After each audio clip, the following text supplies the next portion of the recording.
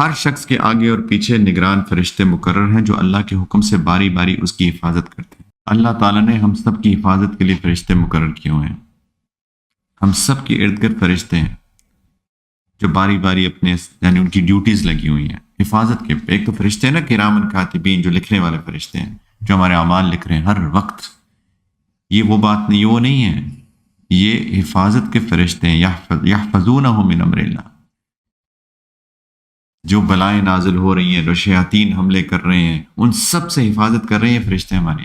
یہ فرشتے ہم خود اپنے سے دور کر دیتے ہیں۔ یہ ہمارے سیکیورٹی گارڈز ہیں، باڈی گارڈز ہیں، ہمارے اسپرچل گارڈز ہیں ایکچولی۔ یہ ہم خود دور کر دیتے ہیں۔ پتہ کیسے دور ہوتے ہیں؟ کس طرح ہوتے ہیں؟ گناہوں سے۔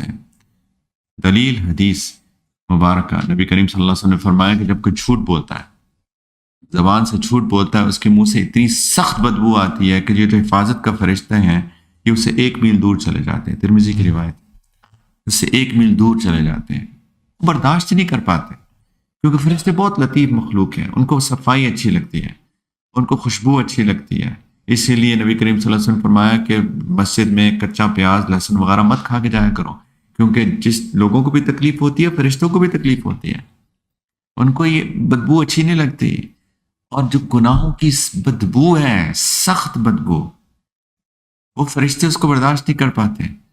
شیاطین کو بدبو اچھی لگتی ہے، گندگی پسند ہے، اسی لیے باتھ روم کے اندر دعا ہے، اللہم انی اعوذ بک من الخبث والخبائث، کہ اللہ یہ جو یہاں پہ جنات ہیں، برے جنات، جنات تو اچھے بھی ہوتے ہیں، جو برے جنات ہیں، شیاطین جو ہیں، ان مرد اور عورتیں، ان سے میں آپ کی حفاظت چاہتا ہوں۔ یہ دعا ہے باتھ روم میں جانے سے پہلے۔ کیوں؟ کچھ گندگی کے آثار ہو سکتے ہیں، تو وہاں جنات کا ڈیرا ہو سکتا ہے، شیاطین کا، تو زیادہ ٹائم بھی نہیں لگانا چاہیے باتھ روم میں، باتھ رومس کو صاف بھی رکھنا چاہیے۔ تو شیاطین کو پسند ہے گندگی، اور فرشتوں کو پسند ہے طہارت، خوشبو، اچھی چیز۔ تو گناہوں کی بدبو ہوتی ہے، سخت بدبو ہوتی ہے، تو وہ جب جھوٹ بولتا ہے اتنی سخت بدبو آتی ہے، فرشتے حفاظت کے چلے جاتے ہیں۔